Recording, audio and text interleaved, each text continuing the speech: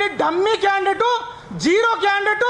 మీకు చెప్తున్నారు చాలా మంది ఏమంటారంటే రేవంత్ రెడ్డి వల్లనే కాంగ్రెస్ అధికారం వచ్చింది, రేవంత్ రెడ్డి లేకపోతే కాంగ్రెస్ పార్టీ అధికారంలోకి రాకపోతుంది అంటారు.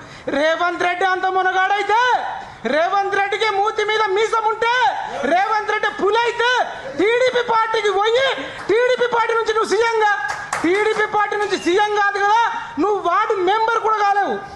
వార్డు మెంబర్ కూడా వానికి రానోని ముఖ్యమంత్రి చేస్తే ఇగో గిట్లనే ఉంటది. ఏం అడుగుతలేరు అనుకుంటున్నావా? ఇక తిరగబడతాం, తట్టుకోలేవు.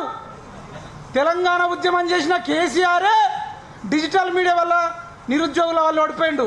నువ్వు తెలంగాణ ఉద్యమము చేయలేదు, ఎవరికి రూపాయి సాయము చేయలేదు, పిల్లికి పిచ్చమేని నువ్వు ఇలా ముఖ్యమంత్రి అయి ఒక్కోడికన్నా ఛాయ్ ఓపించినవా? ఒక్కోడికన్నా నీ జీవితంలో అన్నం పెట్టినవా? అసలు ముఖ్యమంత్రిగా కాదు, నువ్వు మనిషిగానే పనికి రావని ప్రకటిస్తున్నాం.